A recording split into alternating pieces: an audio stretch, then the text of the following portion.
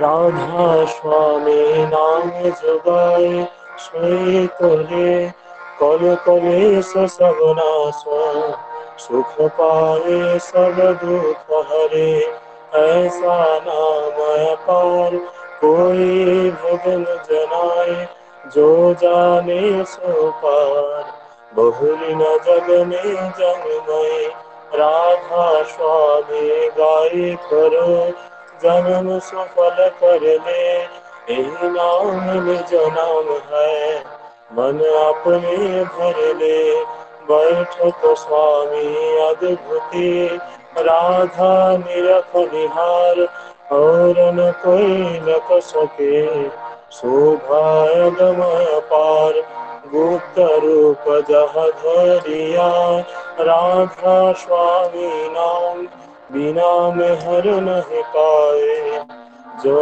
है कोई विश्राम करो बंद गिरध स्वामी आगे जिन पर ताप जब हो जागे बारंबार करो प्रणाम सद्गुरु पदम धाम सतनाम आदि अनादि जुगदि अनाम संत स्वरूप छुर निज धाम आए भोजन नाम लगाए हमसे जीवन लिया चढ़ाए शब्द दृढ़या सुरत बताए परम भरम से लिया बचाए कोटि कोटि करु वंदना अरब खरब दंडोत राधा स्वामी मिल गए खोला भक्ति का स्रोत भक्ति सुनाई सबसे न्यारी वेदक वेदन दाहि विचारी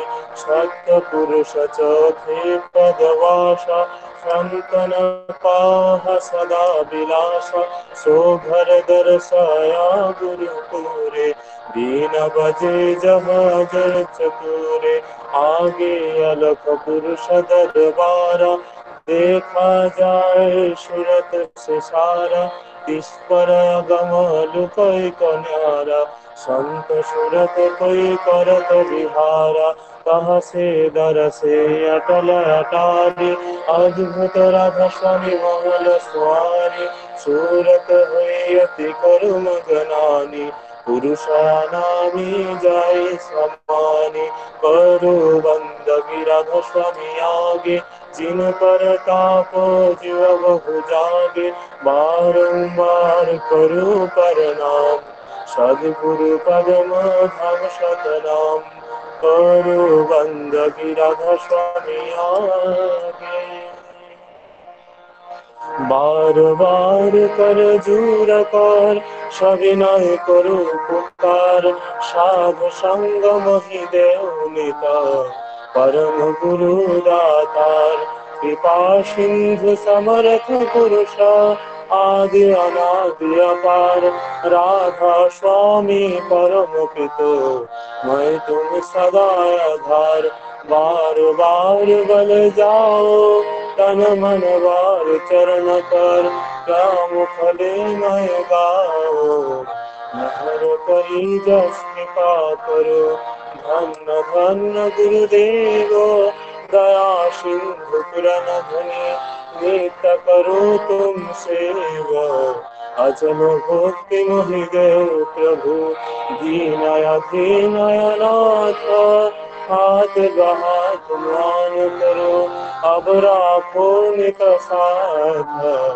दीन दयाल कृपा निधि काम क्रोध मद लोभ सब विधि अवगुण हार मैं प्रभु राखो मेरे लाज तुम उदारे अब मैं करा राधा स्वामी गुरु समर्था तुम भी और न दूसरा अब करो दया पर कसा तुम उदारे अति विलम्ब को दया करो मेरे साईया देव प्रेम की दात दुख सुख कुछ व्यापे नहीं छोटे सब उत्पात दया करो मेरे साईया देव प्रेम की दात दुख सुख कुछ व्यापे नहीं ছুটে সব উৎপাত, বার বার কর জোর কর, সবিনয় করু পুকার,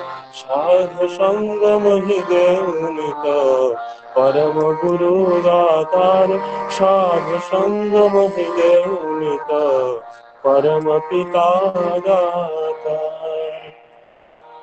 गुरु ब्रह्मा गुरु विष्णु गुरुदेव महेश्वर, गुरुदेव परं ब्रह्म तस्मै श्री गुरवे नमः। अखण्डमण्डलाकारं व्याप्तं येन चराचरं, तत्पदं दर्शितं येन तस्मै श्री गुरवे नमः। अज्ञानतिमिरान्धस्य ज्ञानाञ्जनशलाकया चक्षुरुन्मीलितं येन तस्मै श्री गुरवे नमः। स्थावरं जङ्गमं व्याप्तं येन कृष्णं चराचरं, तत्पदं दर्शितं येन तस्मै श्रीगुरवे नमः। चिद्रूपेण परिव्याप्तं त्रिलोक्यं सचराचरं, तत्पदं दर्शितं येन तस्मै श्रीगुरवे नमः। न गुरुराधिकं दत्तं न गुरुराधिकं तपः, तत्त्वज्ञानप्रणास्ति तस्मै श्रीगुरवे नमः। जगन्नाथ श्री जगन्नाथ मद्गुरु श्री जगद्गुरु, मदात्मा सर्वभूतात्मा तस्मै श्री गुरवे नमः। गुरुरादिनादिश्च गुरु परमदैवतं, गुरु परतरन्नास्ति तस्मै श्री गुरवे नमः। ब्रह्मानन्दं परमशुद्धं केवलं ज्ञानमूर्तिं, नन्दार्तितं गगनसदृशं तत्त्वमस्यादिलक्ष्यम्, एकं नित्यं विमलाचलं सर्वद्विसाक्षिभूतं, भवातीतं त्रिगुणरहितं सद्रूपं नमामि, सद्रूपं नमामि, सद्रूपं नमामि। জয় গুরু। সুবন ভূমিজ দাদা এবং ওনার পরিবারের মঙ্গল প্রার্থনা করছি শ্রী শ্রী ঠাকুরের চরণে। এখন পরম পূজ্যপাদ শ্রী শ্রী দাদার ইচ্ছা অনুসারে এই সংকটময় পরিস্থিতিতে বিশ্বের সকলের মঙ্গল কামনায় এবং পরম পূজ্যপাদ শ্রী শ্রী দাদার সুস্থতা কামনায় এবং ঠাকুর পরিবারের সকলের সুস্থতা কামনায় আমরা শ্রী শ্রী ঠাকুরের চরণে 2 মিনিট নামের মাধ্যমে প্রার্থনা জানাবো। নামের সময় হলো।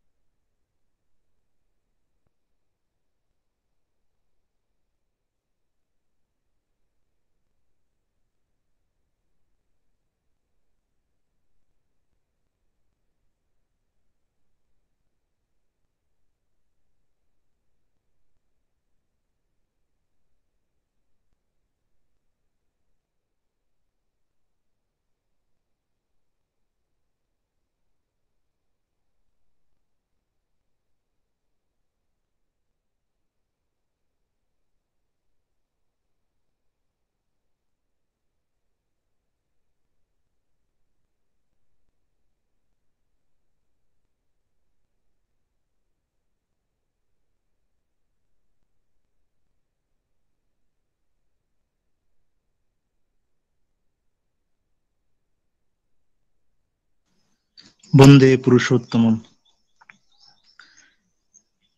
আজকে উপস্থিত সকল সৎসঙ্গে সকলকে আমার আনন্দিত জয়গুরু।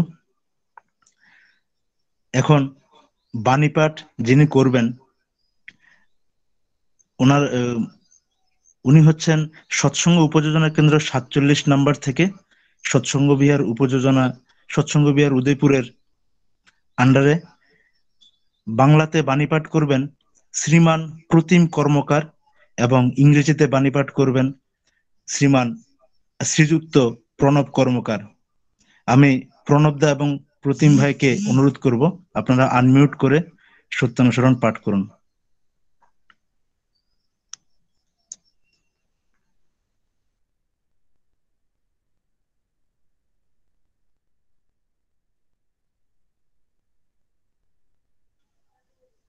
প্রণবদা,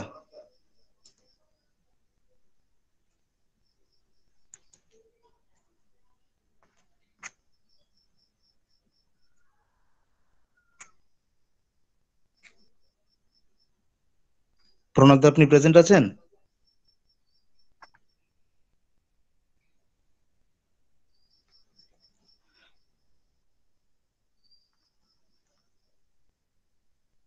প্রণবদা কোনো কারণে হয়তো ঢুকতে পারেননি। সত্যানুসরণ আমি পাঠ করছি। পরম প্রেমময় শ্রী শ্রী ঠাকুর অনুকূল চন্দ্রের শ্রীহস্ত লিখিত সত্যানুসরণ গ্রন্থ থেকে পাঠ। তুমি যেমনতর প্রকৃত হবে, প্রকৃতি তোমায় তেমনতর উপাধি নিশ্চয় দেবেন এবং নিজের ভিতরে তেমন অধিকারও দেবেন। ইহা নিত্য প্রত্যক্ষ করছো, তবে আর চাইবে কি? প্রাণপণে প্রকৃত হতে চেষ্টা করো।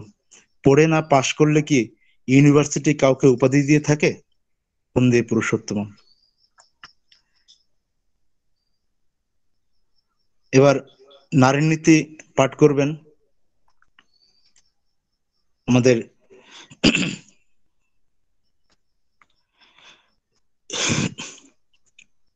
নীলিমা মজুমদার মা, সৎসঙ্গ বিহার অমরপুর থেকে। নীলিমা মা উপস্থিত আছেন?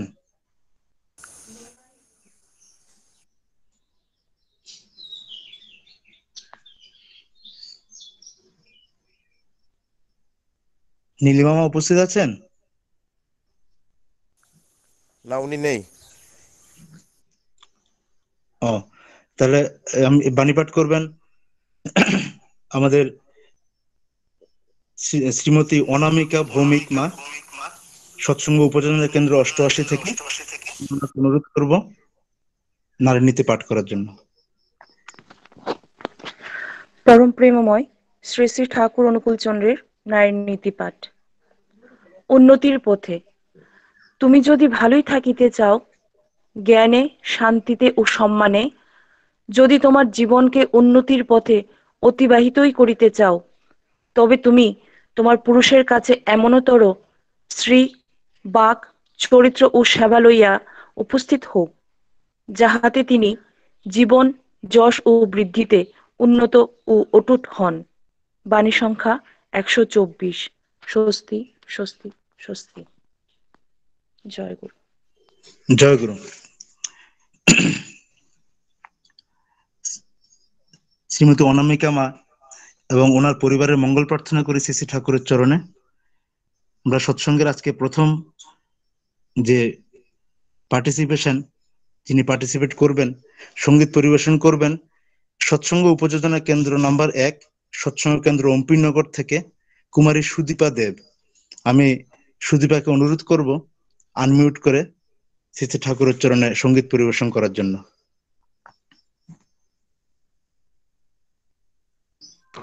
জয় গুরু। জয় গুরু। পাঞ্চজন্য বাজিকি আবার আসিলিতে তুমি বিশ্বভোগ, ধর্ম গ্লানি নাশিতে ভুবনে দেখাও দেখাও বিশ্বরূপ। পাঞ্চজন্য বাজিকি আবার আসিলে কি তুমি বিশ্বভোগ, ধর্ম গ্লানি নাশিতে ভুবনে দেখাও দেখাও বিশ্বরূপ।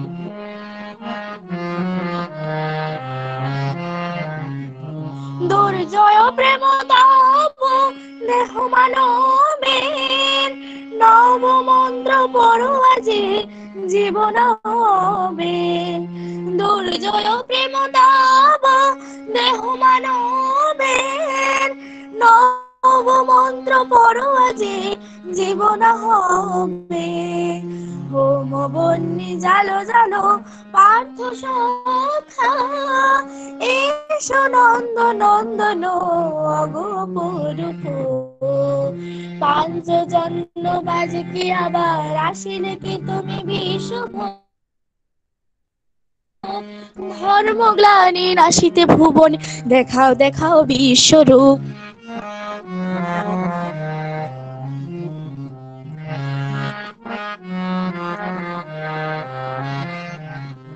আনো নতুন প্রভাত, আনো নতুন জীবন, ভারতে ফিরায়ে আনো নব বৃন্দাবন। রীতি ছন্দে রীতে সম্পদে কল্যাণী, উছলে উঠুক পুন তোমারি স্বরূপ। দূরে দিন মেঘরাতে অশনি হাকে, নিবিড় তমসা জাগে ঘূর্ণি পাকে। দূরে দিন মেঘরাতে অশনি হাকে, নিবিড় তমসা জাগে ঘূর্ণি পাকে। ভুবনে ভুবনে আনো ধর্ম তব, ওঠো পুরুষোত্তম রবি কি বিরূপ। পাঞ্চজন্য বাজে কি আবার আসিলে কি তুমি বিষভ, ধর্ম গ্লানি নাশিতে ভুবনে দেখা দেখা বিশ্বরূপ। পাঞ্চজন্য বাজে কি আবার আসিলে কি তুমি বিষভ, ধর্ম গ্লানি নাশিতে ভুবনে দেখাও দেখাও বিশ্বরূপ। ধর্ম গ্লানি নাশিতে ভুবনে দেখাও দেখাও বিশ্বরূপ। ধর্ম গ্লানি নাশিতে ভুবনে দেখাও দেখাও বিশ্বরূপ। জয় গুরু। জয় গুরু সুদীপাকে। খুব সুন্দর একটি সঙ্গীত পরিবেশন করলো সুদীপা। আমি সুদীপা এবং তার পরিবারের মঙ্গল প্রার্থনা করি শ্রী শ্রী ঠাকুরের চরণে। এখন যিনি সঙ্গীত পরিবেশন করবেন তিনি সৎসঙ্গ বিহার অমরপুর থেকে শ্রীযুক্ত প্রসেনজিৎ দাস দাদা। আমি প্রসেনজিৎ দাকে অনুরোধ করব আপনি সঙ্গীত পরিবেশন করুন।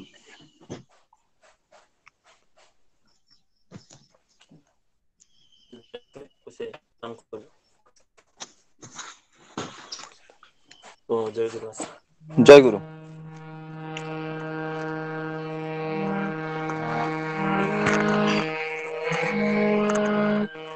ठाकुर जी मेरे परम दयाल, ठाकुर जी मेरे परम दयाल, परम करुणा घन सत निरंजन, परम करुणा घन सत निरंजन, प्रभु अवतार, प्रभु अवतार, प्रभु अवतार।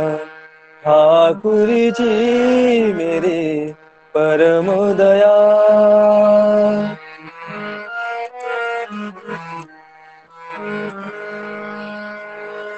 सकल दुख भार वेदन हारी, परमानंद प्रिय भव भय हारी। सकल दुख भार वेदन हारी, परमानंद प्रिय भव भय हारी। विश्वनाथ स्वामी सरट विराट, विश्वनाथ स्वामी सरट विराट। हे तन वर्धन प्रभु जीवन आधार, प्रभु अवतार, प्रभु अवतार। ठाकुर जी मेरे परम दयाल,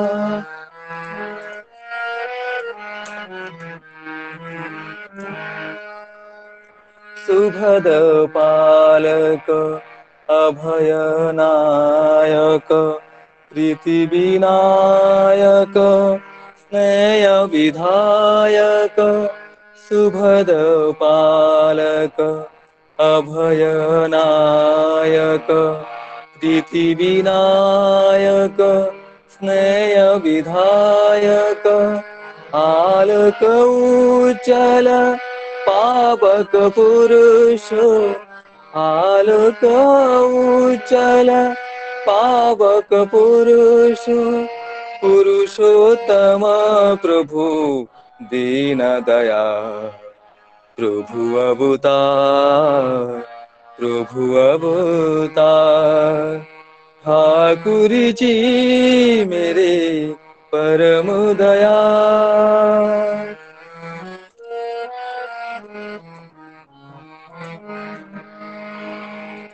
वैशिष्ट पाली अपुरयमाली जीवन प्राण केंद्र परम आधार वैशिष्ट पाली अपुरयमाली जीवन प्राण केंद्र परम आधार भुवन विभूषित करुणा पार भुवन विभूषित करुणा पार सनातन कृष्ण नाम अमृत आधार प्रभु अवतार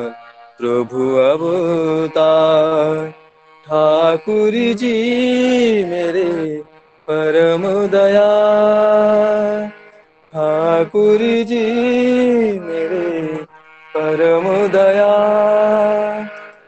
जयतु नमः देव विशाल जयतु नमः नाथ कृपा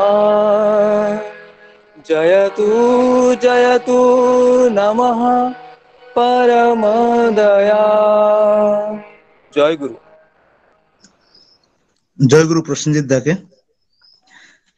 ঠাকুরজি মেরে পরম দয়াল, সত্যি তিনি পরম দয়াল।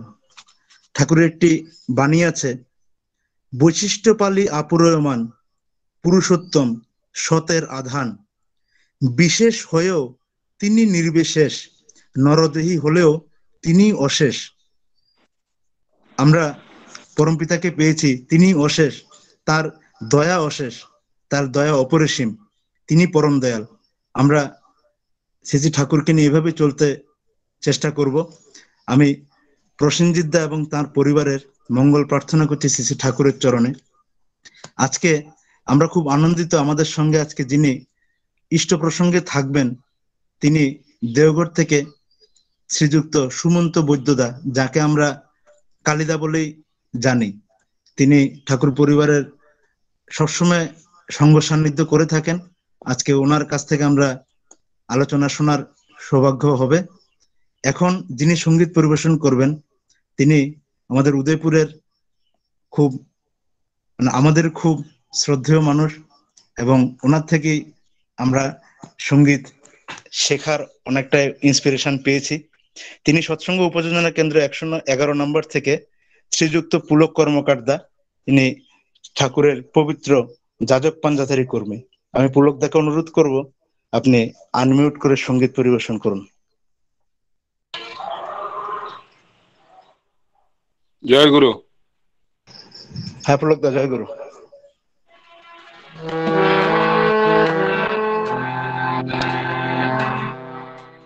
তোমার নামে তোমার ধ্যানে ভরে নেব জীবন, তোমার গানে তোমার সুরে রাঙিয়ে দেব ভুবন, তোমার গানে তোমার সুরে রাঙিয়ে দেব ভুবন, তোমার নামে তোমার ধ্যানে ভরে নেব জীবন, তোমার নামে তোমার ধ্যানে ভরে নেব জীবন।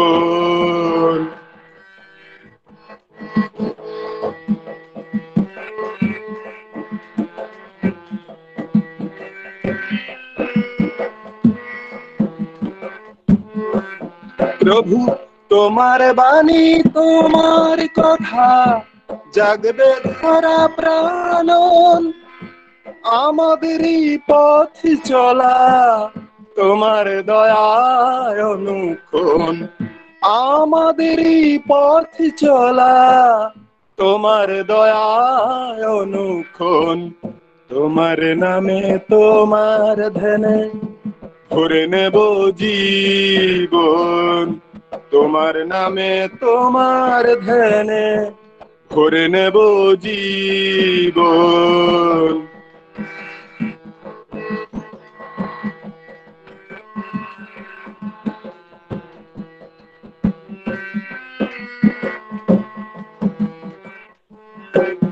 প্রভু তোমার আদেশ পালন করার আমাদেরই সাধন।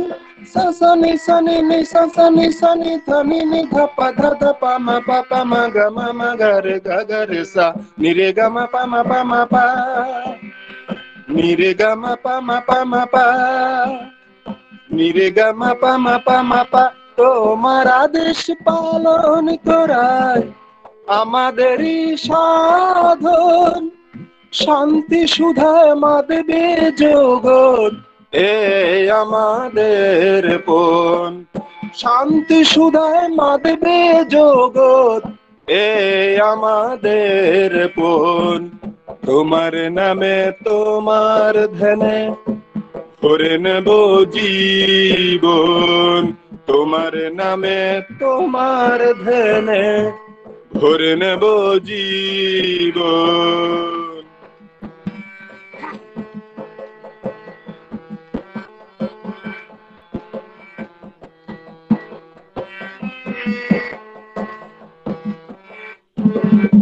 প্রভু মোদের কণ্ঠে তোমার মন্ত্র, নররূপী নারায়ণ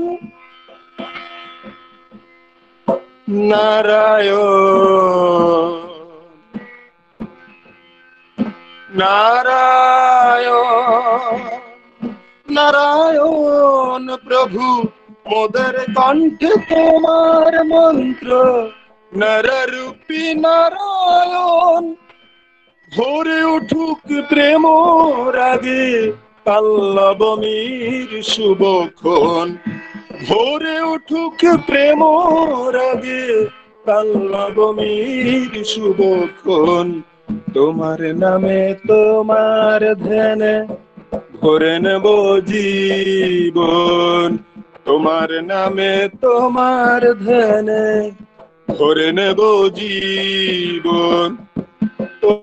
তোমানে তোমার সুরে রাঙিয়ে দেব ভুবন, তোমার গানে তোমার সুরে রাঙিয়ে দেব ভুবন। তোমার নামে তোমার ধ্যানে ভরে নেব জীবন, তোমার নামে তোমার ধ্যানে ভরে নেব জীবন।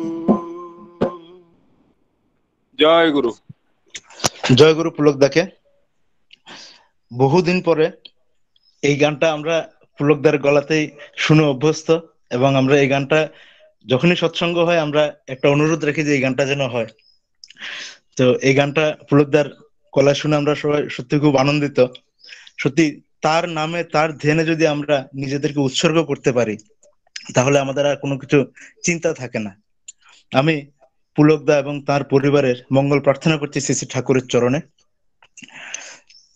আমাদের সুমন্ত বৈদ্যদা দেওঘর থেকে কোনো কারণে জয়েন করতে পারছেন না, নেটওয়ার্কের ইস্যু বা যাই কিছু হবে। ভাই, হ্যাঁ, রূপেশ ভাই উনি চেষ্টা করতেছেন, ওনার সঙ্গে ফোনে কথা হয়েছে। হ্যাঁ, তুমি নেক্সট গানে আগাও। আচ্ছা ঠিক আছে। আমাদের সুমন্তদা চেষ্টা করছেন, ওইখানে নেটওয়ার্কের একটা ইস্যু থাকে সবাই জানি আমরা দেওঘরে।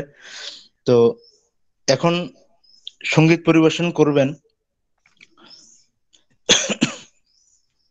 আমাদের রঞ্জন বাছারদা, তিনি সৎসঙ্গ কেন্দ্র চেলাগাংয়ের সৎসঙ্গ উপযোজনা কেন্দ্র নাম্বার 4 থেকে তিনি সঙ্গীত পরিবেশন করবেন। আমি রঞ্জন দাকে অনুরোধ করব আপনি আনমিউট করে সঙ্গীত পরিবেশন করুন।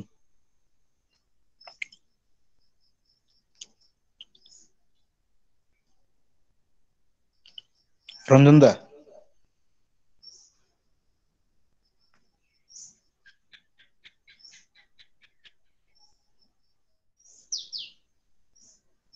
রঞ্জন দা আপনি আনমিউট করেন। রঞ্জন জয়েন করেছে, তুমি আবার হ্যাঁ ওনার নামটা বলো। আনমিউট করেছে। হুম।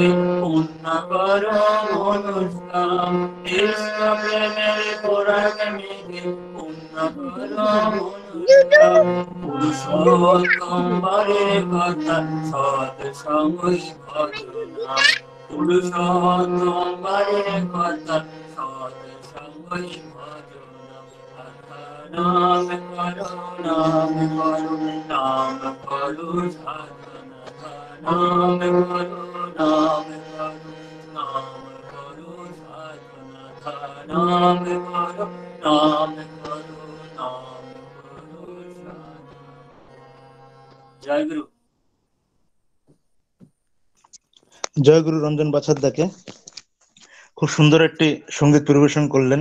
আমি পরমপিতার শ্রীচরণে ওনার পরিবারের এবং ওনার মঙ্গল প্রার্থনা করি। আমাদের মধ্যে এখন সুমন্তদা জয়েন করেছেন, একটু নেটওয়ার্কের প্রবলেমের জন্য একটু প্রবলেম হচ্ছিল। আমি সুমন্তদার ব্যাপারে বিশেষ কিছু বলার নেই, তিনি দেওঘরেই থাকেন এবং ঠাকুর পরিবারের খুব কাছের মানুষ। আমরা যখনই বাবাইদার এখানে প্রণাম করতে যাই তখন ওনাকে আমরা দেখি সামনে, তো আমাদেরকে আলাদা করে ওনাকে পরিচয় করানোর দরকার নেই। আমি সুমন্তদাকে অনুরোধ করব, আপনি আনমিউট করে আপনি ইষ্ট প্রসঙ্গ শুরু করুন। সুমন্তদা, জয়গুরু। জয়গুরু। জয়গুরু।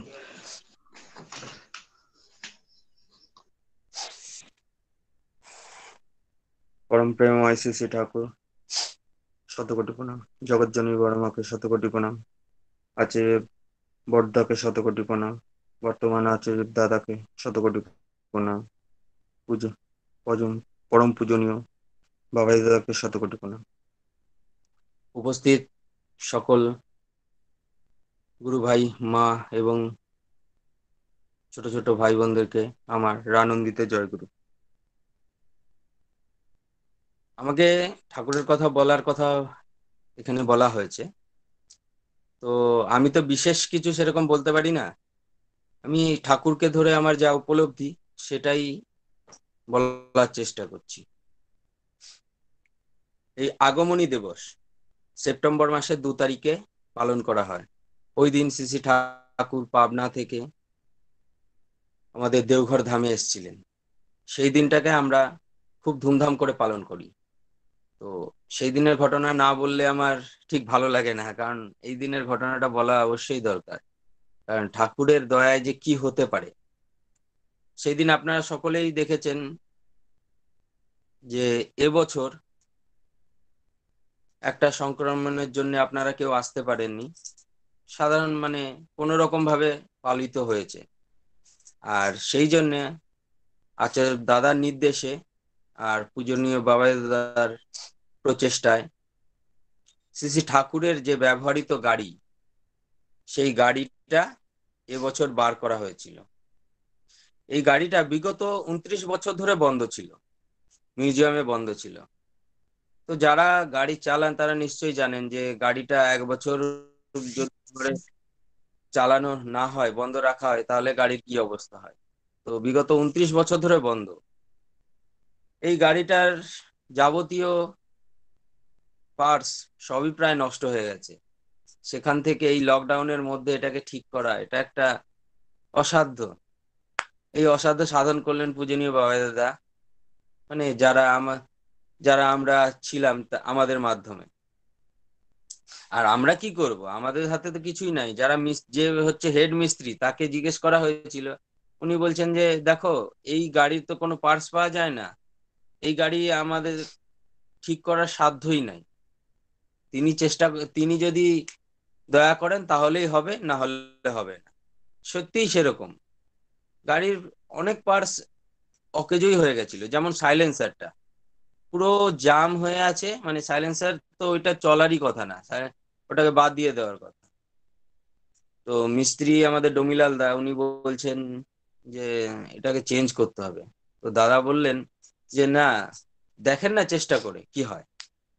তো চেষ্টা করতে করতে উনি হঠাৎ করে একটা আগুনের গোলার মতো বেরোলো সাইলেন্সার দিয়ে, সাইলেন্সার ঠিক হয়ে গেল।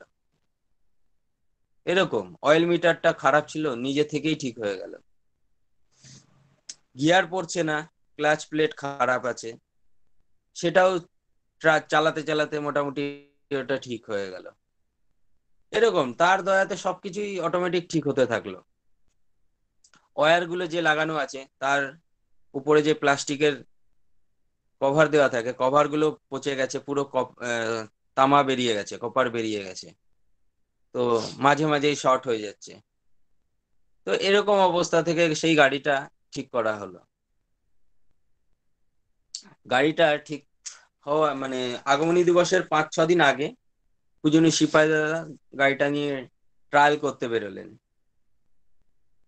ট্রায়াল করে ঘুরে আসলেন, পুরো যেরকম ভাবে আমাদের আগমনী দিবসের প্রদক্ষিণ হয় সেরকম ভাবে ঘুরে আসলেন। ঘুরে আসার পর গ্যারেজের ওই ফোয়ারাটার কাছে গাড়িটা আসলো, এসে বন্ধ হয়ে গেল। সারা রাস্তা ঠিক ছিল, ওখানে এসে বন্ধ হলো, তো বন্ধ হলো, আর কোনো স্টার্ট হচ্ছে না। তারপর ওটাকে ধাক্কা মেরে আবার গ্যারেজের ভিতর ঢুকিয়ে ওটা গরম, ইঞ্জিন গরম হয়ে গেছিল, ওটাকে ঠান্ডা করে আবার ঠিক করা হলো।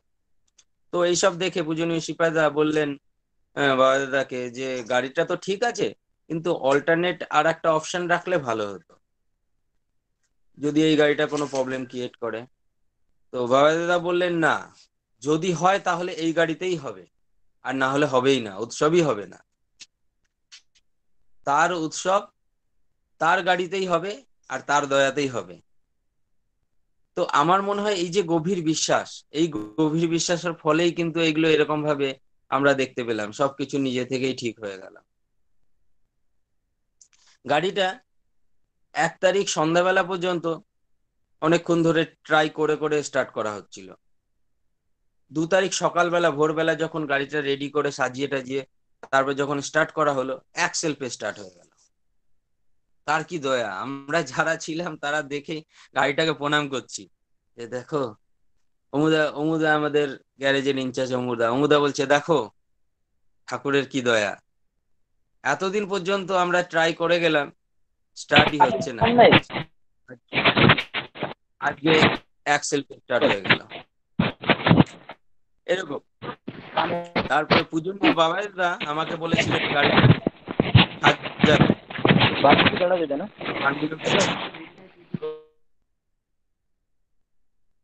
পূজনীয় বাবাইদা আমাকে বলেছিলেন গাড়িটা সাজাতে, আর বলেছিলেন যে আশ্রমের ফুল দিয়ে সাজাতে হবে, বাইরের কোনো ফুল নিয়ে আসা হবে না, আর সাদা ফুল ছাড়া অন্য কোনো ফুল ইউজ করা যাবে না।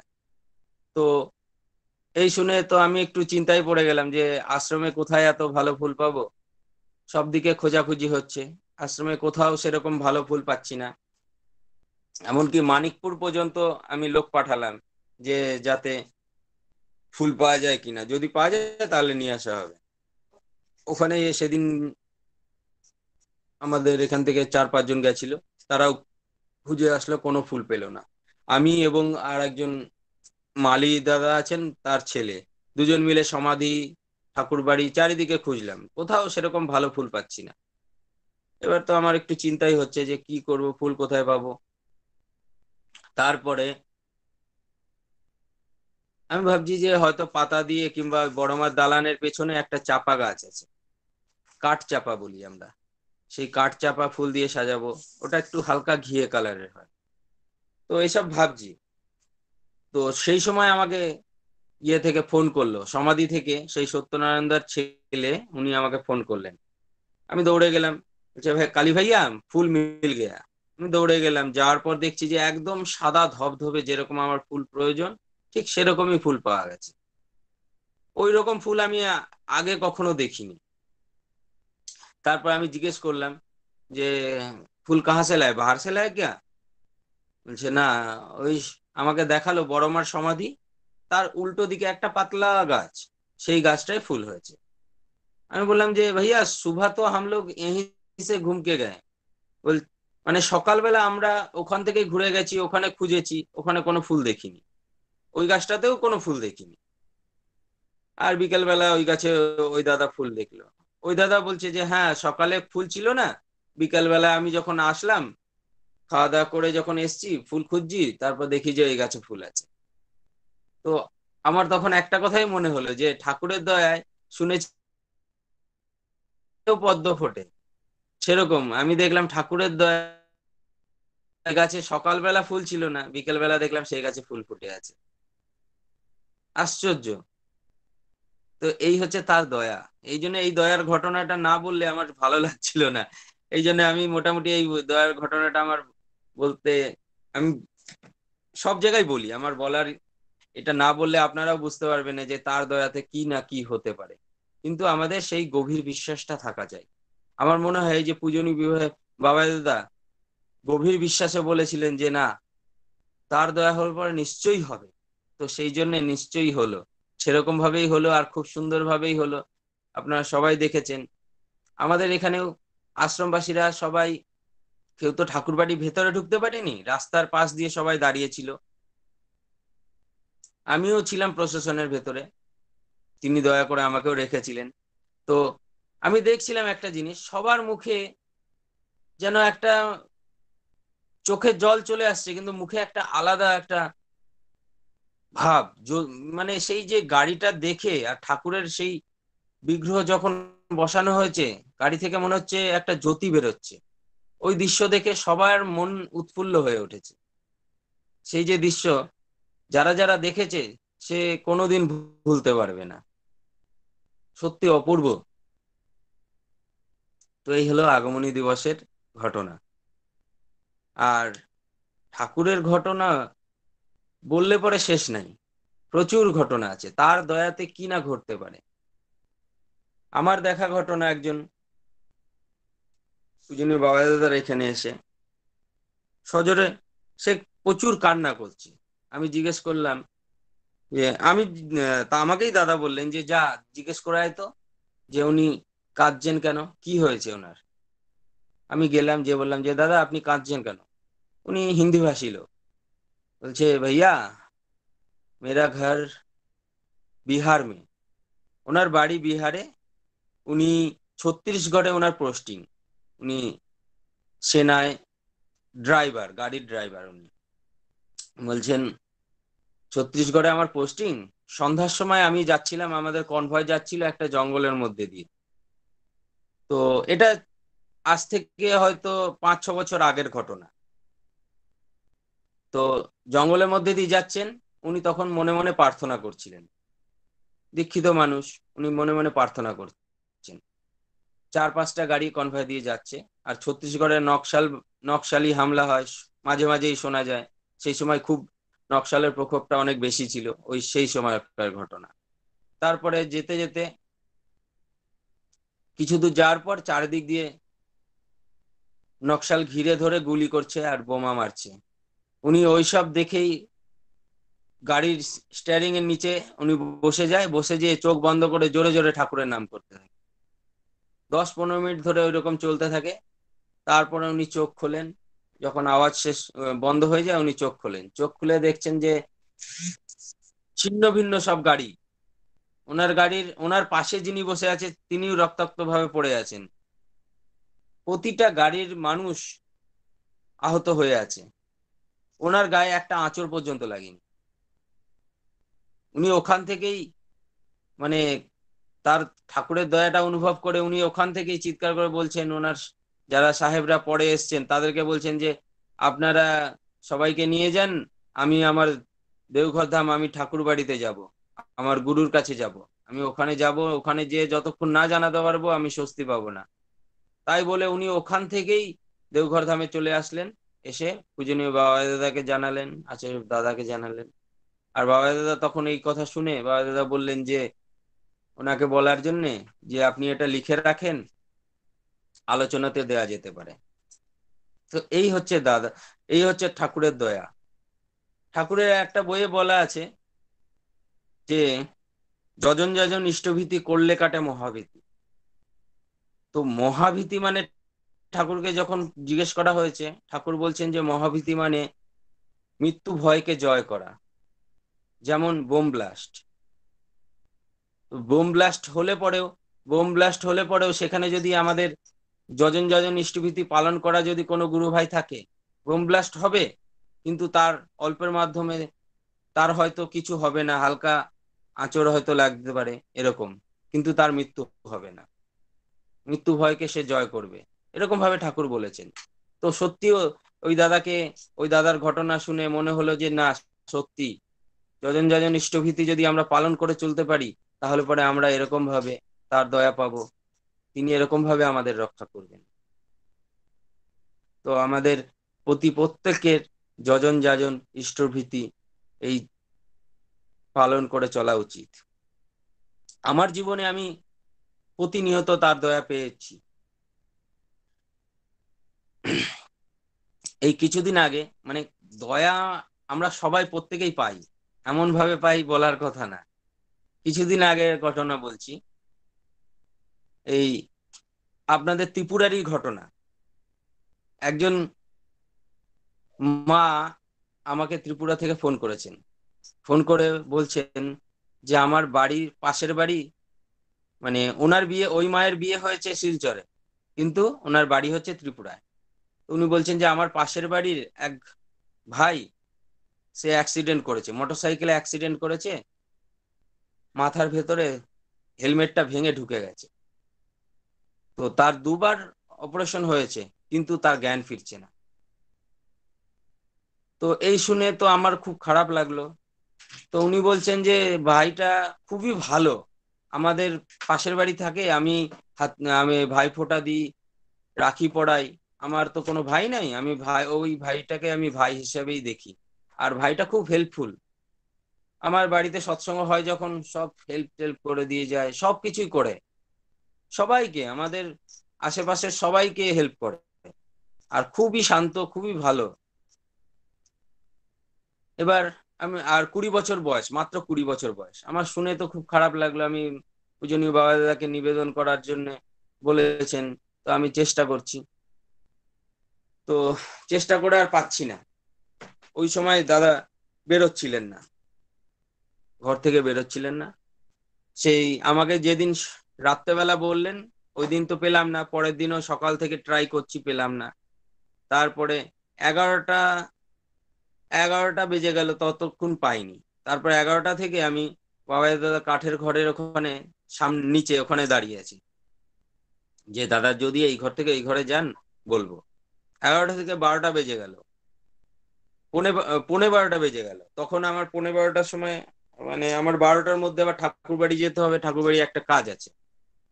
তো এইসব ভেবে একটা ভাই দাদার ঘর থেকে বেরোলেন।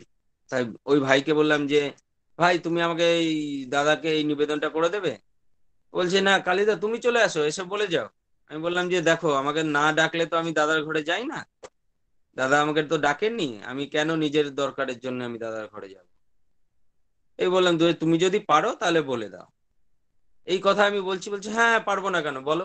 ওই ভাইটাকে আমি বলছি নিবেদনটা, সঙ্গে সঙ্গে দেখি বাবা দাদা বেরিয়েছেন ওখান থেকে, ঘর থেকে দরজা খুলে বেরিয়ে বলছেন, কিরে কালী, তুই কিছু বলবি?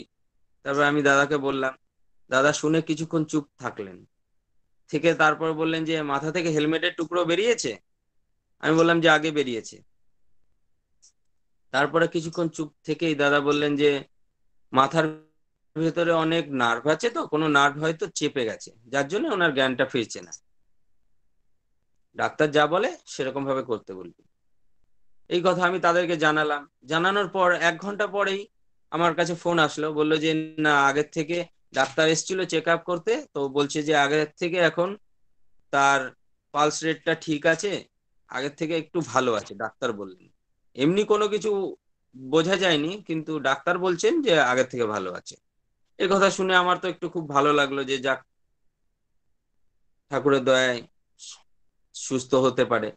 তার আগে ডাক্তার বলেছে যে এই পেশেন্টের আমাদের কোনো রিস্ক নেই, 36 ঘন্টা না হলে 48 ঘন্টা না হলে পরে আমরা কিছু বলতে পারবো না। আর জ্ঞান ফিরলে পরেও যে কতটা সাকসেস হবে সেটা বলা যাচ্ছে না। স্মৃতিশক্তিটা, সব থেকে বড় চিন্তা ছিল যে স্মৃতিশক্তিটা হয়তো ভালোভাবে ফিরবে না। তারপরের দিন, সেই দিন গেল, তারপরের দিনও দুপুর পর্যন্ত জ্ঞান ফেরেনি। দুপুরবেলা পূজনীয় বাবা দাদা যাচ্ছিলেন কাঠের ঘরে, ওই গ্যারেজ পার করে বাঁ সাইডে দেখবেন একটা কাঠের ঘর আছে, আর আমি তার পাশেই থাকি ওইখানটায়। এবার আমি গ্যারেজের কাছে সেদিন বসেছিলাম কোনো একটা কাজে, দিয়ে দাদা আমাকে কয়েকটা কাজের কথা বললেন, বলে দাদা কাঠের ঘরে ঢুকে গেলেন। আমি গ্যারেজে ওই টুকটাক কাজগুলো করছি। তারপরেই আমাকে এই ত্রিপুরা থেকে ওই দাদা ফোন করলেন যে না, এখন জ্ঞান ফিরেছে, জ্ঞান ফেরার পরে ডাক্তার খালি তার বাবাকেই অ্যালাউ করেছে, তার বাবা ঢুকলেন আইসিইউতে, তারপরে বাবাকে দেখে রেসপন্স করছে, মানে ডাক্তার বললো যে না, স্মৃতিশক্তিটা লোপ পায়নি, স্মৃতিশক্তিটা ঠিক আছে, বাবা দাদাকে একবার জানিয়ে দেওয়ার জন্য। আমি এটা শুনে তো আমার খুব আনন্দ লাগলো, যাক, মৃত্যুর মুখ থেকে বাচ্চাটা বেঁচে আসলো। দিয়ে আমি দাঁড়িয়ে থাকলাম, যে বাবা দাদাকে বলেই তারপরে ঘরে যাব। বাবা দাদা আবার 5টা নাগাদ আসলেন। আসার পর দাদাকে যখন বললাম, দাদা শুনে দাদা বললেন যাক, বেঁচে গেল। এই কথাটা আমি যখন শুনলাম তখন আমার সত্যি আমার গায়ে প্রতিটা লোমকূপ একদম শিহরিত হয়ে উঠলো। যে আমরা তো কি করি, নিবেদন করেই ভাবি যে না, নিবেদন করলাম মানে আমার হয়ে গেল। কিন্তু নিবেদন করার পর তার মাথায় কিন্তু প্রতিটা কথা থাকে, কে কি নিবেদন করছে। তিনি পরমপিতার কাছে আবার সেই নিবেদনটা নিয়ে তার পরমপিতার কাছে প্রার্থনা করেন যে না, তার যেন ঠিক হয়ে যায়। এতেই বোঝা গেল। আর হয়তো ছেলেটা সেরকম কোনো কিছু ছিল, কিন্তু ছেলেটা কিন্তু পরে জানতে পারলাম, আমি আগে জানতাম না, পরে জানতে পারলাম ছেলেটা আমাদের ঠাকুরেরও দীক্ষিত নয়, তিনি রামকৃষ্ণ মিশনের দীক্ষিত ছিল ছেলেটা এবং তার পরিবার। কিন্তু তারা ঠাকুরকে মেনে চলতো। তার মা নাকি বলেছিল যে আপনাদের সেই বাবাই দাদাকে নিবেদন করুন, ওনাকে নিবেদন করলে আমার ছেলে সুস্থ হয়ে যাবে।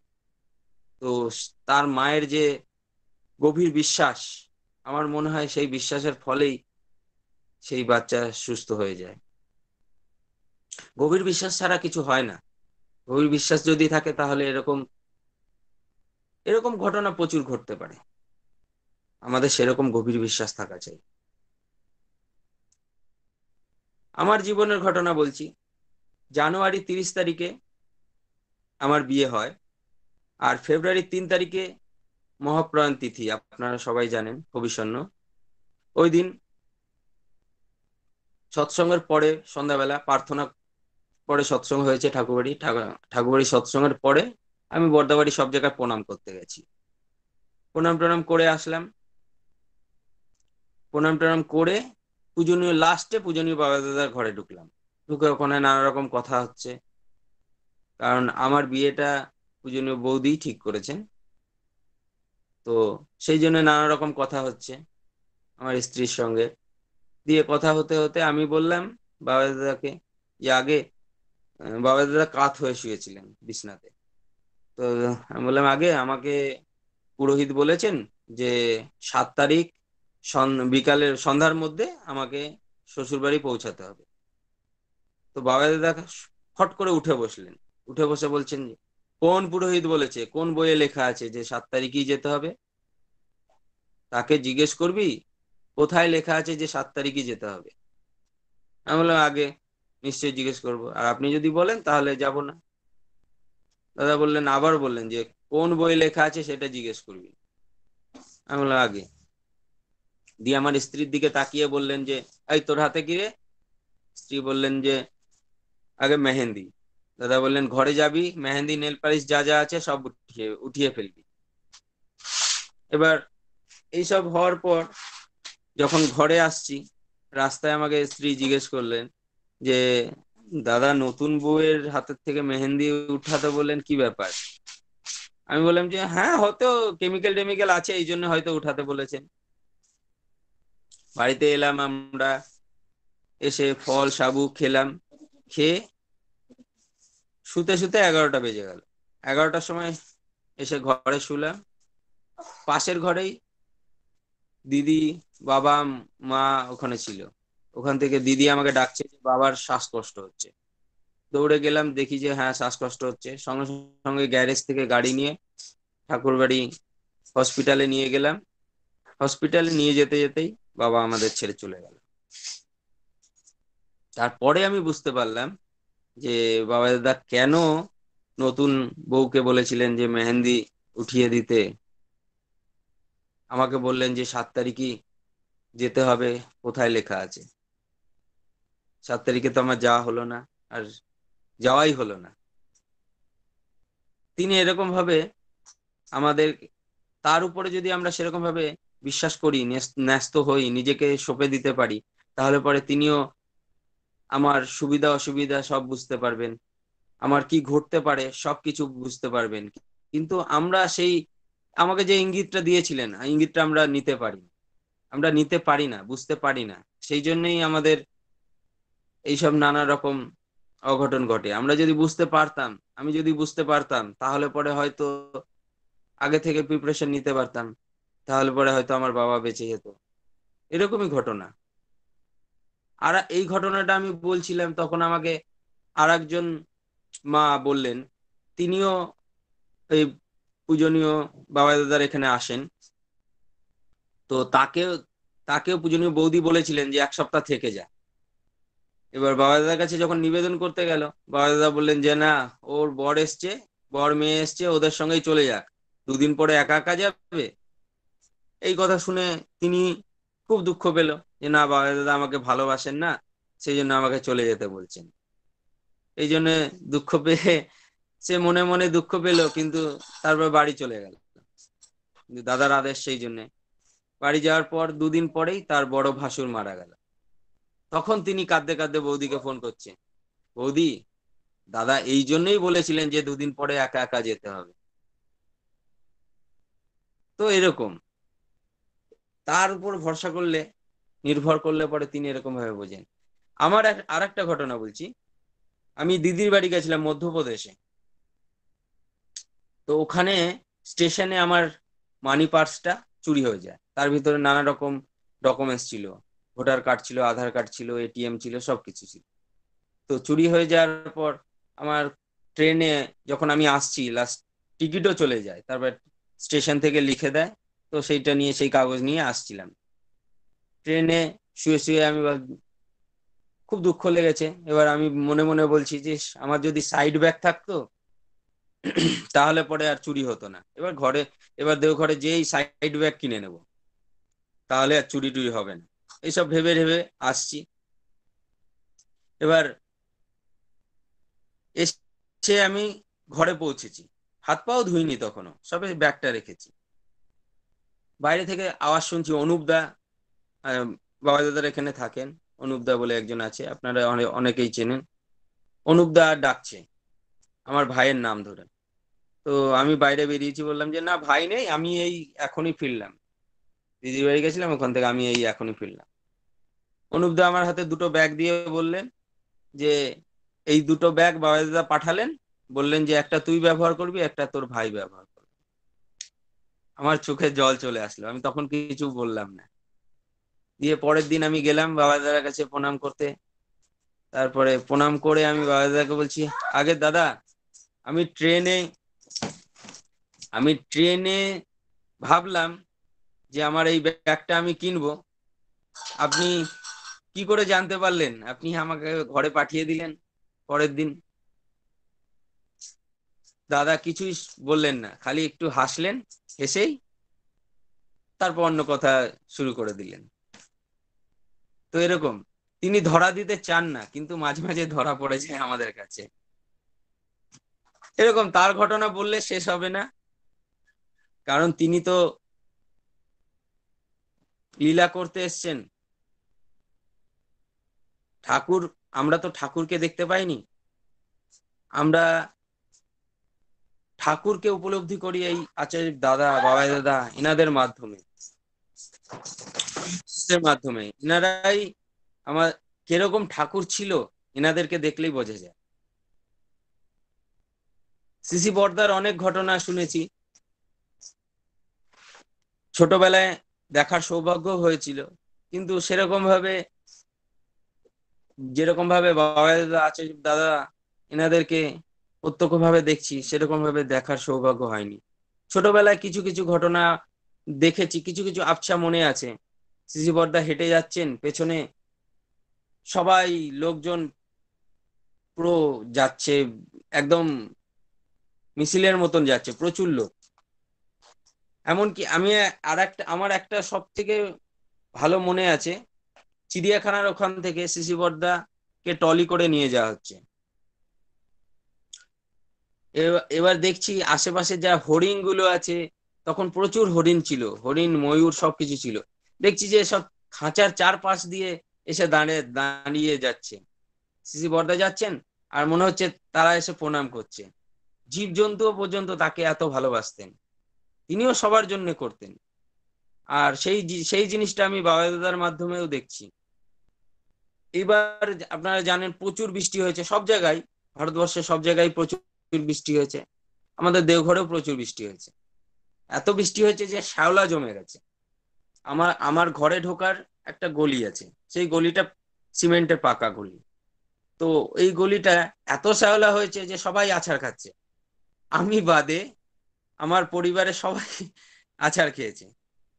এমনকি মা পড়ে যাচ্ছে, মায়ের হাঁটুটা কেটে গেছে, পাশেই একজন দিদিমণি থাকেন, তিনি পড়ে যেয়ে তার মাথা ফেটে গেছে।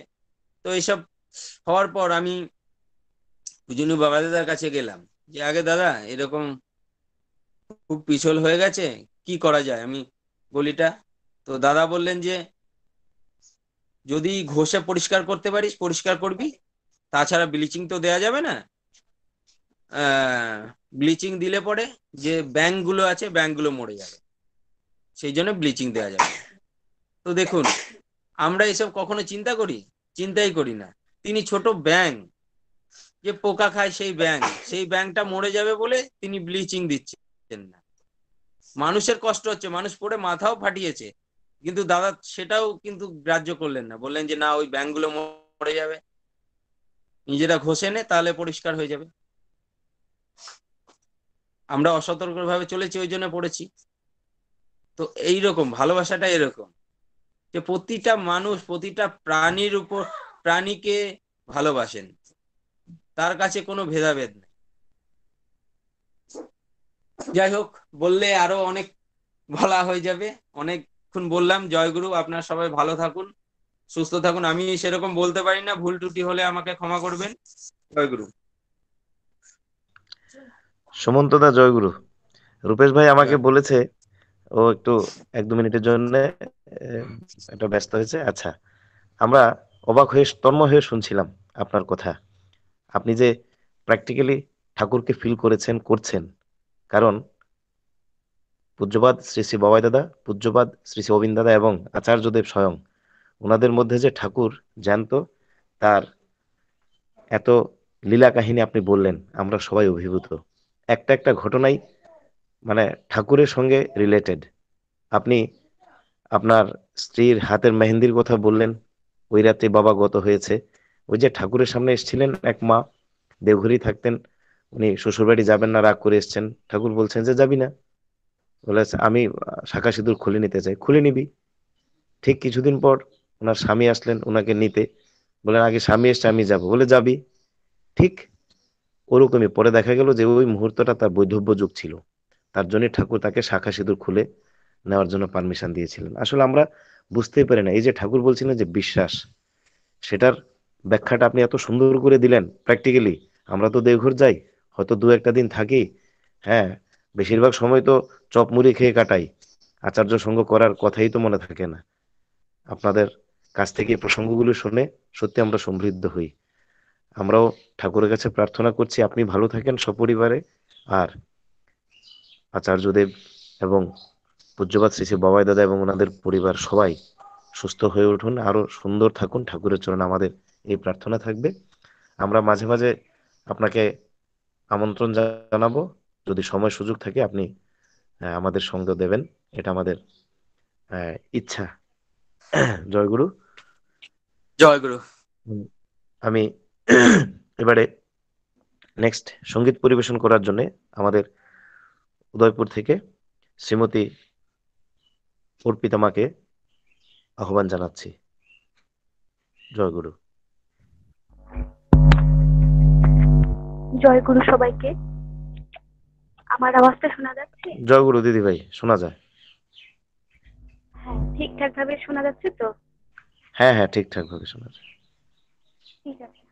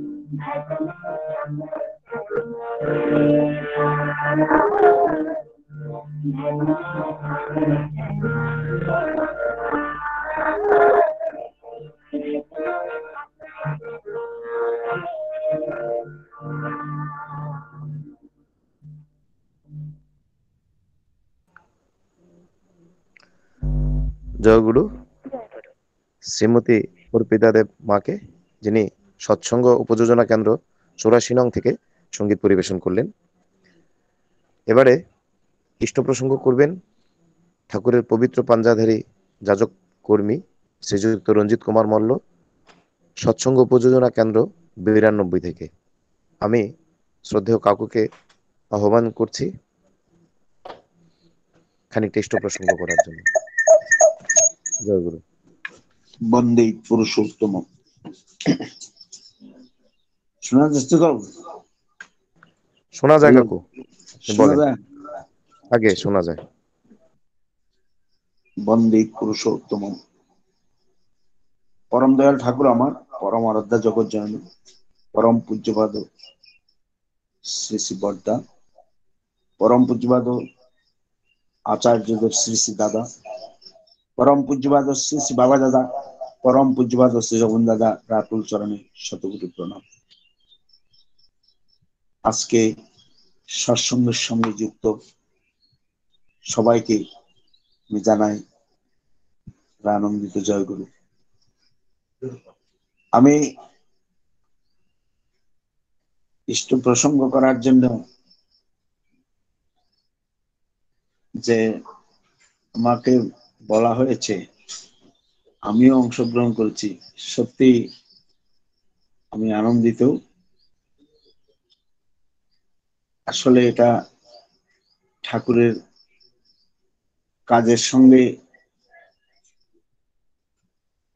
ইষ্টকর্মের সঙ্গে, ইষ্ট প্রসঙ্গের সঙ্গে যুক্ত হতে পারলেই যেমন মনের আনন্দ হয়, আজ আমার তেমনই হচ্ছে। আরো বেশি আনন্দিত হয়েছি, আমরা তো ঠাকুরের সঙ্গ করতে পারি না, তো ইষ্ট প্রসঙ্গ করতে শুনতে গিয়ে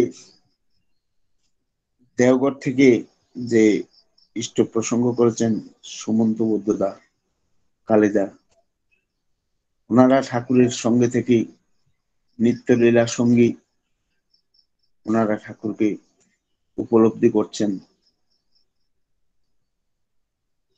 তিলে তিলে উপলব্ধি করছেন। আমরা ওনাদের মুখ থেকে শুনে উদ্বুদ্ধ হচ্ছি, আনন্দ পাচ্ছি। বিভিন্ন পুস্তকে, আলোচনায়, গ্রন্থাদিতে আমরা পাঠ করলেই ঠাকুরের প্রসঙ্গ আমাদের মনে নাড়া দেয়। তো আজকে এই দীর্ঘদিন করোনার কারণেই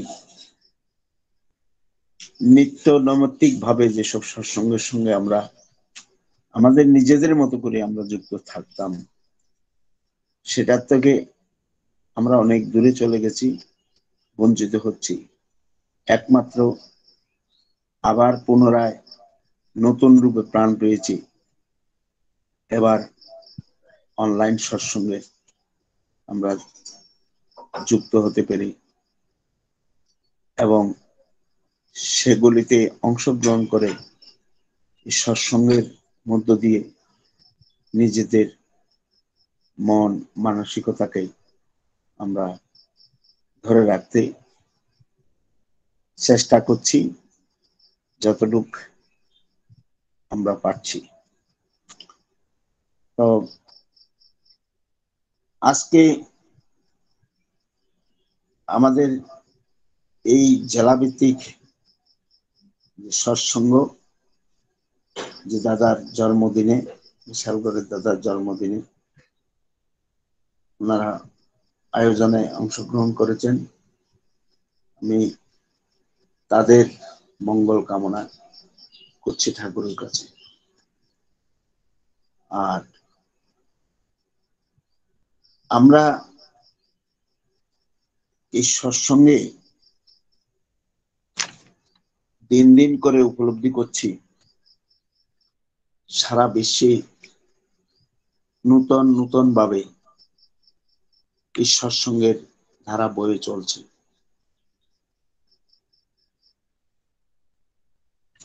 ঠাকুরের একটা কথা মনে পড়ে যায়, ঠাকুর এক জায়গায় বলেছিলেন, সব দেবতার সমাহারেই পুরুষোত্তমের সৃষ্টি, সহজ মানুষ নবরূপে করেন দিতি বৃষ্টি। অতএব দেখছি যুগে যুগে অবতীর্ণ হওয়া এই নররূপধারী এই পুরুষোত্তমই হলেন ইষ্ট। তো পরম পূজ্যপাদ আচার্যদের শ্রী শ্রী দাদাও বলেছেন, যার সমস্ত কিছুর গোড়ায় ইষ্ট নিষ্ঠা, ইষ্ট সবাই যিনি সদা তৎপর, ইষ্টই যার সত্তা, কারণ পালন সংবেগ সিদ্ধ ব্যক্তিত্ব, এমন ইষ্ট স্বরূপের পক্ষেই এটা সম্ভব। তার মাধ্যমেই পরম প্রভু ইষ্টদেব সতত স্বচ্ছন্দে লীলা করে চলছেন। ইষ্টগুরু পুরুষোত্তমের স্বাভাবিক প্রতিনিধি। এমন ব্যক্তিত্ব সম্পর্কে পরম দয়াল এক জায়গায় বলেছেন, ইষ্টগুরু পুরুষোত্তম প্রতীক গুরু বংশধর, রেত শরীরের সুপ্ত থেকে জ্যান্ত তিনি নিরন্তর।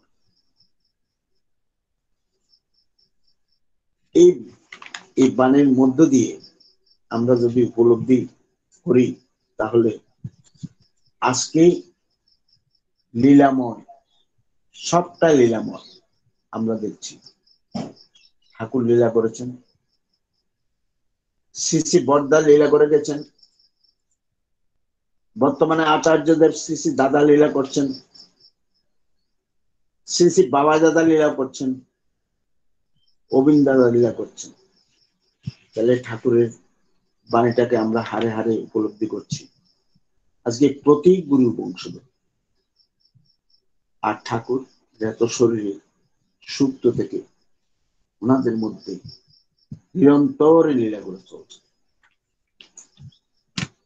আমরা দেখছি আচার্যদেব শ্রী শ্রী দাদা, বাবা দাদা, অবিন দাদা লীলা, নবরূপে নবলীলা আমাদের মধ্যেই সৃষ্টি করে দিয়েছেন। আমি আর দূরে যাচ্ছি না, আমি সরাসরি উপযোজনাতে আসছি। উপযোজনা সৃষ্টি কিভাবে সৃষ্টি হয়েছে, সারাটি ভাদ্র মাস এই প্রসঙ্গগুলি আলোচিত হয়েছে।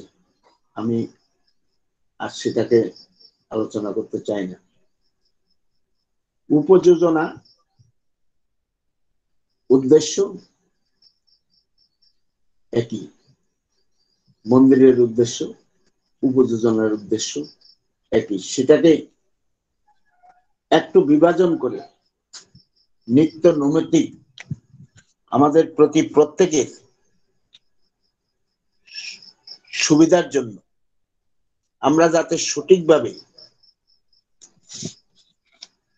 যেভাবে ইষ্টকর্ম, ইষ্ট নির্দেশ পালন করতে আমরা চেষ্টা করি, তাকে আরোতর সঠিকভাবে যেন আমরা করতে পারি। উপযোজনার মূল উদ্দেশ্য আমার মনে হয় ইষ্টবৃত্তি। ইষ্টবৃত্তি মহাযজ্ঞ। তো এই মহাযজ্ঞকে আমরা যদি সঠিকভাবে পালন করতে পারি, অর্থাৎ উপযোজনা অন্তর্ভুক্ত যারা ইষ্টবৃত্তি পরায়ণ, অর্থাৎ আমরা ইষ্টবৃত্তি পরায়ণ হয়ে উঠতে পারছি, এবং আরো যদি বাকি থাকে তাদেরকেও ইষ্টবৃত্তি পরায়ণ করে তুলতে পারি, প্রত্যেকের জন্যই সেই ইষ্টবৃত্তিটাকে আমার ধ্যান ধারণায় এবং আচরণের মধ্যে আমরা সেটা খুব গভীরভাবে উপলব্ধি করে, সেটা মর্মার্থ উপলব্ধি করে যদি আমরা সেটা পালন করতে পারি, তাহলে ইষ্টবৃত্তি মহাযজ্ঞ। সেই জিনিসটাকে ইমপ্লিমেন্ট করার জন্য আজকে উপযোজনার উপর দায়িত্ব। ইষ্টবৃত্তি এক জায়গায় বলেছেন, বাবা দাদাও বলেছেন, 30 দিনে ইষ্টবৃত্তি করতে হয়। একদিন আগেও নয়, পরেও নয়। তাহলে ইষ্টবৃত্তিটাকে সর্বাধিক গুরুত্ব দিয়েছেন। যে ঠাকুর আমাদের বাঁচা বাড়ার জন্য যে পঞ্চনীতি দিয়েছেন, যজন, যাজন, ইষ্টভীতি, সস্তয়নী, সদাচার, সেই পঞ্চনীতির মধ্যে ইষ্টভীতিটাকে আমরা করতে গেলেই একে একে একে সবগুলিকে আমরা বাস্তবে আচরণ সিদ্ধ করে তুলতে পারি। তার জন্য যে বাবা দাদার নির্দেশগুলি দিয়েছেন সেগুলি অনেকবারে আলোচনা হয়েছে। আমাদের যে সহপ্রতিনিধি শিবাজী দত্তদা আলোচনা করেছেন, আমার স্নেহধন্য যে জয়ন্ত ভূমি বিভিন্ন সময় সেগুলি আলোচনা করেছেন, অনেকে আলোচনা করেছেন, সহপ্রতিনিধি রাখালদা আলোচনা করেছেন বিভিন্ন সৎসঙ্গে। আমি পুনরাবৃত্তি করতে চাই না, আমি ওনাদের থেকে শুনে শুনে আমি কিছু বুঝতে চেষ্টা করি, আলোচনা করতে চেষ্টা করি, সেগুলি পালন করতে চেষ্টা করি এবং আমার উপযোজনার মধ্যে যারা আছে তাদের কাছে পৌঁছাতে চেষ্টা করি। কিন্তু আমরা আমার নিজকে দিয়েই আমি বলতে চাইছি, আমরা এখনো সবাইকে ইষ্টমুখী করে তুলতে পারেন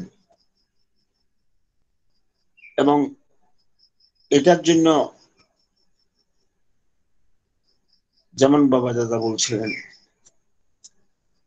একটা টিম করে সেই উপযোজনা গুলো দেখাশোনা করা, তার খোঁজ খবর নেওয়া, তাকে উদ্বুদ্ধ করতে গেলেই কিভাবে করা যায় সেগুলি আমাদের এখন করার দরকার। প্রত্যেক উপযোজনাতে রোটেশন করে যদি করা হয় তাহলে আমাদের এই উপযোজনাগুলি ডেভেলপমেন্ট আরো দ্রুত গতিতে হতে পারে বলে আশা করি। এবং প্রত্যেক উপযোজনাতেই এখনো যারা ইষ্টভীতি আমরা সংগ্রহ করতে পারছি, ওনারা জমা দিচ্ছেন,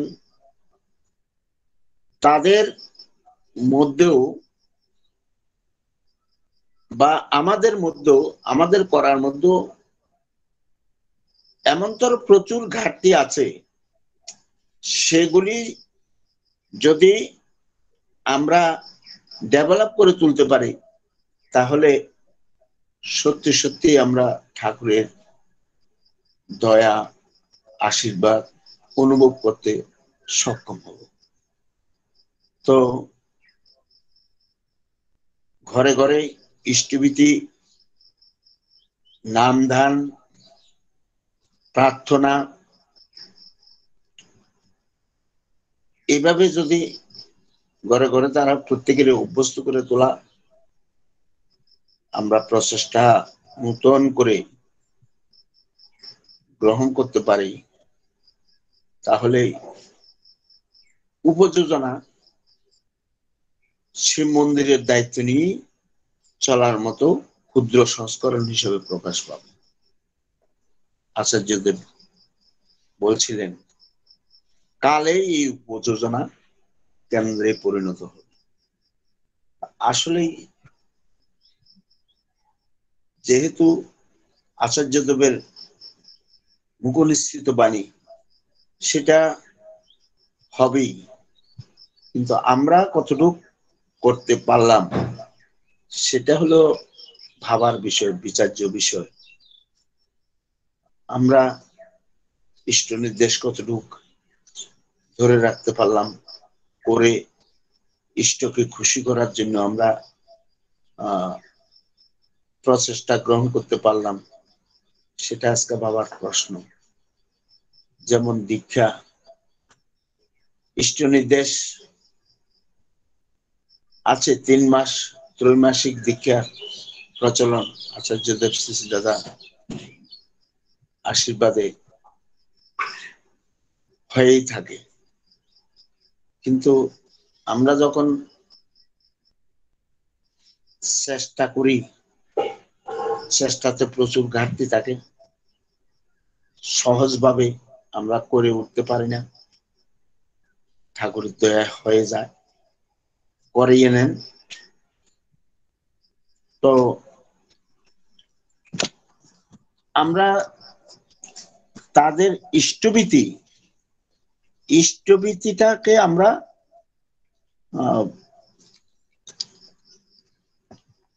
সঠিকভাবে কতটুকু করছেন তার খবরটুকু আমরা রাখা আমাদের পক্ষে সম্ভব হয়ে ওঠে না। তার জন্য আমরা আগামী দিনগুলিতে আমরা যাতে ইষ্ট নির্দেশ কাটায় কাটায় পালন করে অভ্যস্ত হয়ে যোগ্য হয়ে উঠতে পারি, তাহলে ঠাকুরও খুশি হবেন, আর ঠাকুর যেভাবে চাইছেন আমরাও ঠাকুর হয়ে উঠতে পারবো। এই বলে আজকে শ্রী আচার্যদের শ্রী দাদা, বাবা দাদা, অবিন দাদা এবং ঠাকুর বাড়ির সকলের দীর্ঘায়ু কামনা করে এবং মঙ্গল কামনা করে সৎসঙ্গে যারা অংশগ্রহণ করেছেন তাদের মঙ্গল প্রার্থনা করে আমি আলোচনা এখানে শেষ করছি। জয় গুরু। জয় গুরু। জয় গুরু। ঠাকুরের একটা কথা আছে, যা আছে কাজ সবগুলিকে তড়িৎ করো সম্পাদন, নইলে তুমি কোন ফাঁকেতে হারিয়ে ফেলবে শুভক্ষণ। এই যে আচার্য নির্দেশ একটার পর একটা আমাদের কাছে আসছে, আমরা যদি আজকে করবো, আচ্ছা কিছুদিন পরে করব, এরকম হেলামি দিতে শুরু করি, তাহলে দেখা যায় আশীর্বাদের পাহাড় জমে যাচ্ছে, কিন্তু আমাদের করা হয়ে উঠছে না। তার মানে আমরাও প্রকৃতভাবে হয়ে উঠতে পারছি না। কারণ তিনি যা নির্দেশ দেন সেটা যুগোপযোগী। যখন যেটা বলেন সেই যুগে মাফিক তার আশীর্বাদ থাকে। তিনি বলেছেন উপযোজনা কেন্দ্র, এটা লাইফ টাইম, এটা অনন্তকাল ধরে চলবে। তাহলে এবারে যে নতুন আশীর্বাদ তিনি আমাদেরকে বাঁচার একটা নতুন মন্ত্র তিনি দিয়েছেন, সেটা হলো 3.5 কোটি দীক্ষা। তিনি ইচ্ছা প্রকাশ করেছেন আরো 3.5 কোটি দীক্ষা আমাদের দিতে হবে, আমাদের যাজন প্রক্রিয়া এমন করে চালাতে হবে। আবারও তিনি একটু ইঙ্গিত করে বলেছেন, সেটাই হলো ভাবের ব্যাপার। তিনি বলেছেন এই যে লকডাউন পিরিয়ড চলছে, এই যে এখন প্যান্ডামিক সিচুয়েশন, আমরা ঘরবন্দি হয়ে আছি, এখন আমরা নিজেরা মনের দিক থেকে তৈরি হব, নিজেদেরকে প্রস্তুত করার জন্য তিনি বলেছেন, যেন পরিস্থিতি স্বাভাবিক হলেই আমরা কাজে ঝাঁপিয়ে যেতে পারি। অর্থাৎ পরিবেশ স্বাভাবিক হলেই আমাদের মাথায় থাকতে হবে 3.5 কোটি দীক্ষা। আর এখনো আছে 3.5 কোটি দীক্ষার প্ল্যানিং। আমরা প্রত্যেকে উপযোজনা কেন্দ্র নতুন নতুন করে করব, প্রত্যেকটা উপযোজনা কেন্দ্রে মেসেজটা আমরা ছড়িয়ে দেব যে আচার্য দেব ইচ্ছা প্রকাশ করেছেন যে 3.5 কোটি দীক্ষা। তা না হলে কিন্তু সমস্ত পৃথিবীটাকে রক্ষা করা যাবে না।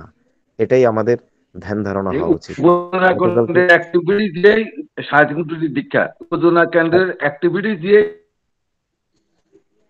একদম একদম ঠিক ঠিক। তাহলে আমাদের এখন একটাই ধ্যান ধারণা হতে হবে, প্রত্যেকটা উপযোজনা কেন্দ্রকে স্ট্রং করতে হবে। স্ট্রং মানেই প্রত্যেকটা গুরু ভাইকে ইষ্টভীতি পরায়ণ, ইষ্টভীতির আওতায় আনতে হবে। দ্যাট ইজ আচার্যদেব যেটা চেয়েছিলেন, ইষ্টভীতি করে না এমন পরিবারের সংখ্যা শূন্যে পৌঁছানো। এটা আমাদের এক প্রাইম এখন আমাদের করার, এবং এটার সঙ্গে সঙ্গেই ওই প্রচেষ্টা আমাদের চালিয়ে যেতে হবে। 3.5 কোটি দীক্ষা প্রত্যেকটা গুরু ভাই, এমন একটা গুরু ভাই যেন এই বার্তাটা থেকে মানে জানতে না পারে যে না আমি তো জানি না যে তিনি চেয়েছেন 3.5 কোটি দীক্ষা। এই বার্তাটা অন্তত প্রত্যেকের কাছে পৌঁছাতে হবে আমাদের। এটা আমাদের প্রত্যেকটা সৎসঙ্গ উপযোজনা কেন্দ্রের প্রধান ডিউটি। যাই হোক, আমি আবারও আমার আন্তরিক শ্রদ্ধা জ্ঞাপন করছি শ্রদ্ধেয় রঞ্জিত কুমার মল্ল কাকুর প্রতি এবং ঠাকুরের চরণে, তার পরিবারের এবং তার উপযোজনা কেন্দ্রের যারাই আছেন সবার মঙ্গল ঠাকুরের চরণে প্রার্থনা করছি। আমাদের সৎসঙ্গ নির্দিষ্ট সময় শেষ করতে হয়। এবারে জরাদে করবেন কাকরাবন সৎসঙ্গ উপযোজনা কেন্দ্র 1 থেকে শ্রদ্ধেয় নিত্য মধুর মালাকার দা। নিত্য মধুরদা আছেন আপনি লাইনে? জয়গুরু। জয়গুরু দাদা, আপনি জয়রাধে পরিবেশন করুন।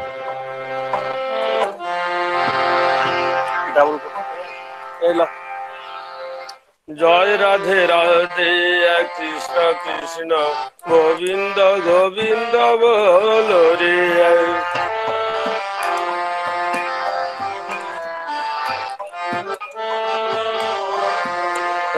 জয় রাধে রাধে কৃষ্ণ কৃষ্ণ গোবিন্দ গোবিন্দ বল রে।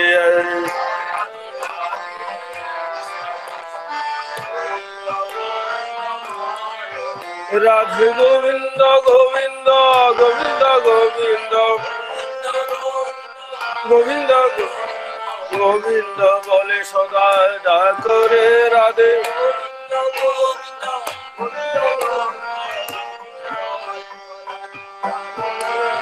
জয় রাধে রাধে কৃষ্ণ কৃষ্ণ গোবিন্দ গোবিন্দ বল রে।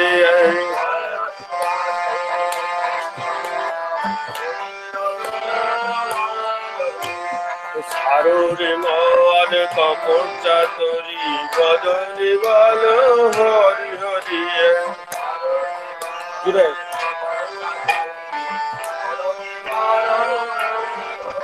হরি নাম পরম ব্রহ্ম মূল ধর্ম।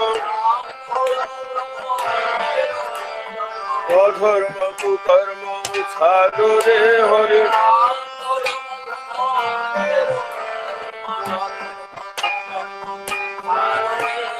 জয় রাধে রাধে কৃষ্ণ কৃষ্ণ গোবিন্দ গোবিন্দ বল রে।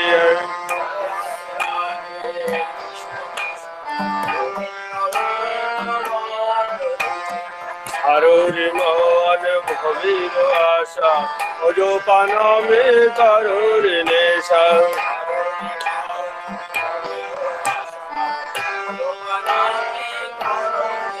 রাধে গোবিন্দ নামকে বদনে লইয়ে নয়ন নিরি সদা ভাসরে রাধে।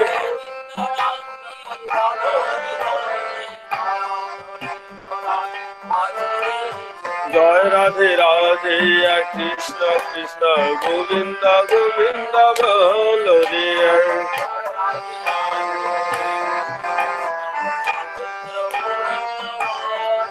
রাধে গোবিন্দ গোবিন্দ গোবিন্দ গোবিন্দ গোবিন্দ বলে সদায় যা করে রাধে।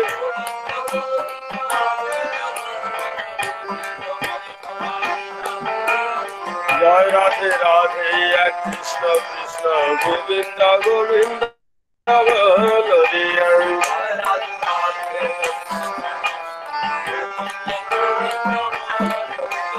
সারোরে মন কপট চাতুরি বদনি বল হরি হরি।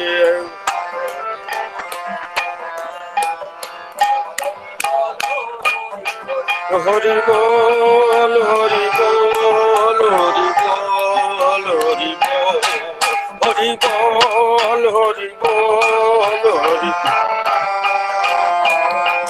হরি বল হরি বল হরি বল হরি বল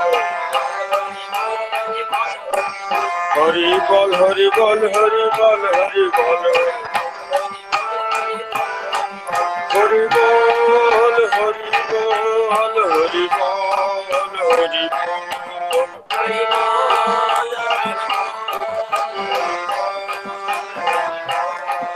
হরি নাম পরম ব্রহ্ম জীবের মূল ধর্ম। অধর্ম কুকর্ম ছাড়ো দে হরি।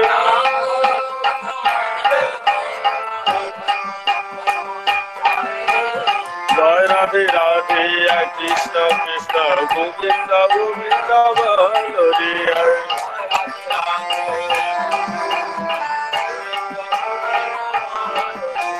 সারোরে মন ভবির আশা অজপান মে করুর নেশা।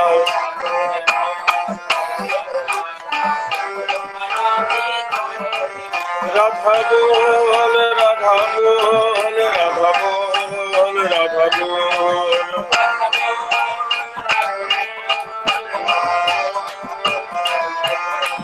রাধা বল রাধা বল রাধা বল রাধা বল রাধা বল রাধা বল রাধা বল রাধা রাধা বল রাধা বল রাধা বল রাধা বল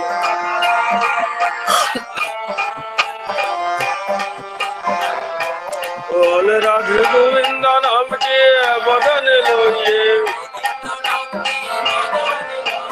नयनो मेरे सदा भासुरे राधे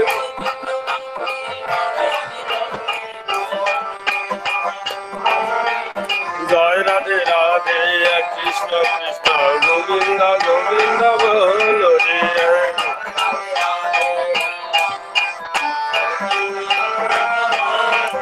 राधे गोविंद गोविंद गोविंद गोविंद गोविंद बोले सदा जानो रे राधे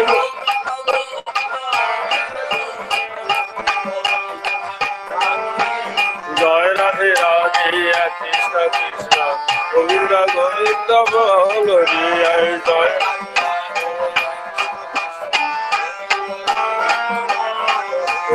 जय राधे राधे कृष्ण कृष्ण गोविंद गोविंद बोलो জয় গুরু। নিত্যমুদাকে অনেক ধন্যবাদ। আমি নিত্যমধুদার এবং ওনার পরিবারের মঙ্গল প্রার্থনা করছি শ্রী ঠাকুরের চরণে। এবার সৎসঙ্গ আমরা শেষ পর্যায়ে পৌঁছে গেছি। এখন আগামীকালকে সৎসঙ্গ ঘোষণা করার জন্য আমি গৌরীশঙ্কর দাকে অনুরোধ করব, আপনি যদি কালকে সৎসঙ্গ ঘোষণাটা করে দেন। জয় গুরু। জয় গুরু। জয় গুরু সবাইকে।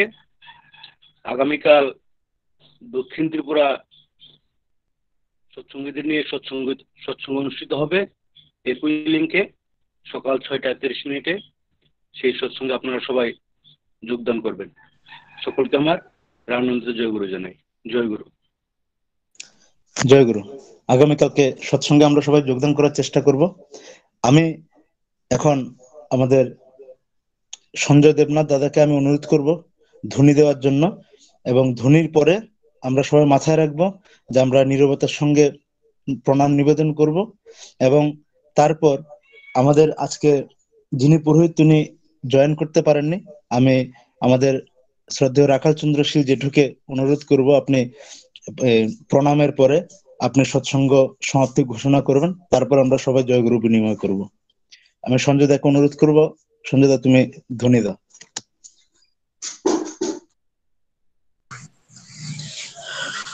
বন্দে পুরুষোত্তমম বন্দে পুরুষোত্তমম বন্দে পুরুষোত্তমম परम दयाल श्री ठाकुर अनुकूल चंद्र जी की, परम दयाल श्री ठाकुर अनुकूल चंद्र जी की, परम दयाल श्री ठाकुर अनुकूल चंद्र जी की जय।